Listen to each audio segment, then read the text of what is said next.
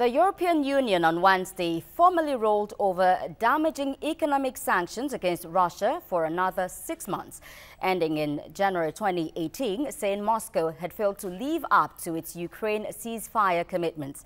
Security expert and global affairs analyst Sam Phatey joins me now via Skype to talk more as the EU extends Russian economic sanctions. Many thanks for joining me, Sam Phatey.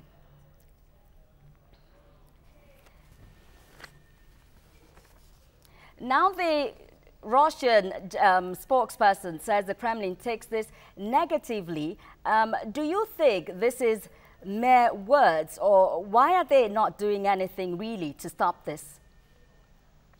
Well, really, if you look at the sanctions that have been ongoing against Russia since 2014, does not necessarily target the entire Russian economy. What it targets is actually the Black Sea Peninsula, which is specifically Crimea.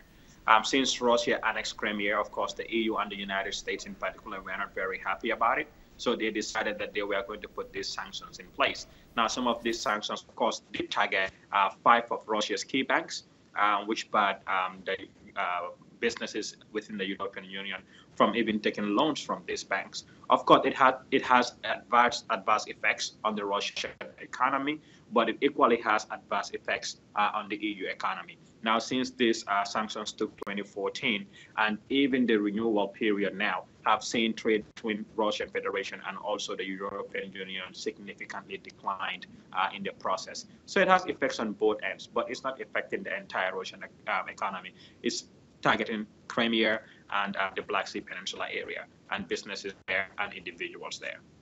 Well, Russia was involved in the signing of the Minsk agreement. Why have they failed to implement it? Well, you know, we need to understand that diplomatically, especially when some of these sanctions have a lot to do with keeping up with certain parts of the Minsk agreement.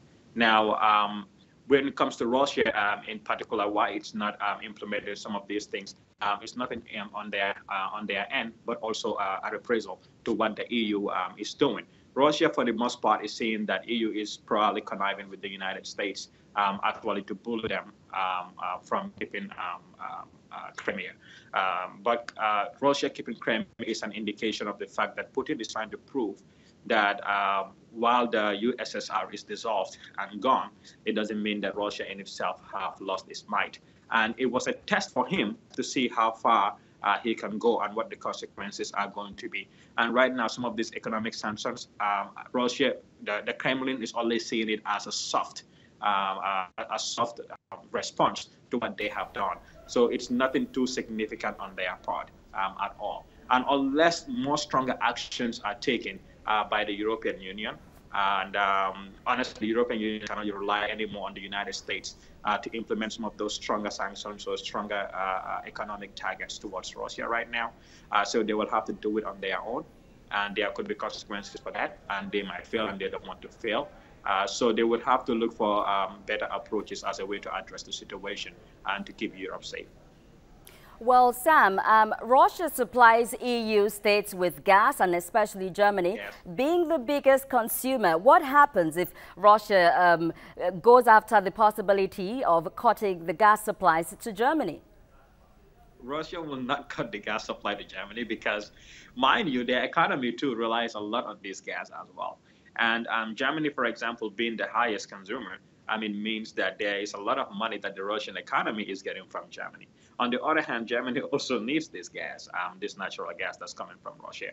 So they will not try to pass economic sanctions that will really affect so much of Russia's trade, which would, and if that happens, it means that gas supplies, they would have to adhere to make sure that they don't do business with Russia directly and even get gas from them or gas from any Russian gas, oil and gas company at all. So you can see that in as much as we play the politics of economics or international economics, they would also have to be very careful as to what they target. And this is why, for the most part, we are seeing that these economic sanctions are not directed directly towards the entire Russian economy. It's just a fractured part of Russia, of the new Russian Federation, which is Crimea. So at the end of the day, European nations are very cognizant of this, and they don't want to do things in such a way that it will actually harm them.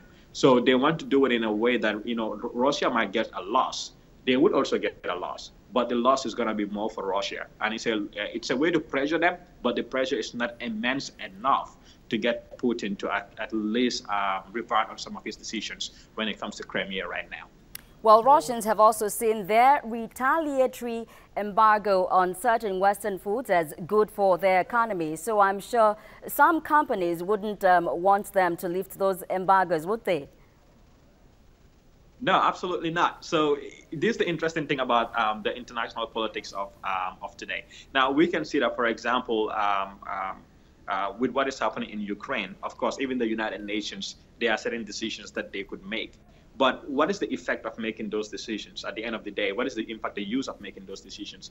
If when they reach the Security Council, they are going to be vetoed by Russia, in the first thing, and then whatever resolution that is going to be will not proceed. Now, of course, Russia will not just sit back and then watch some of these sanctions being targeted at Crimea. I mean, they would consider that politically, they would consider like if you sanction certain parts of the economy of Crimea, you sanctioning the entire Russia. And for the most part, some of these sanctions are not specifically mentioned in Crimea or the Black Sea Peninsula. They just mentioned in Russia. So they would also have to retaliate some way. And if you retaliate and if you put sanctions against a country, either how that it goes, it has adverse effects on both parties. So if Russia decides that they are not going to import certain things, of course, it means Russia has to look for alternatives. It means they'll have to do something a little bit more out of the usual in order to cover that part up, which would have to do a lot with the importation of certain food items. Now, on the other hand, if the European Union decides that they are going to go ahead and put sanctions against Crimea and then banks, I mean, I'm talking about 5 major banks that are funding some of the businesses in Europe, then it has adverse effects on the European economy. It also has adverse effects on their job markets as well. So Europe would also have to look for alternatives and plan for things that are out of the extraordinary to make sure that the economy keeps going and to make sure that unemployment rate does not increase. So either or it goes, both parties will lose, but the question is who's going to have the greater loss. Indeed. Sam Phatey, security expert, many thanks for joining me on TVC News Hour.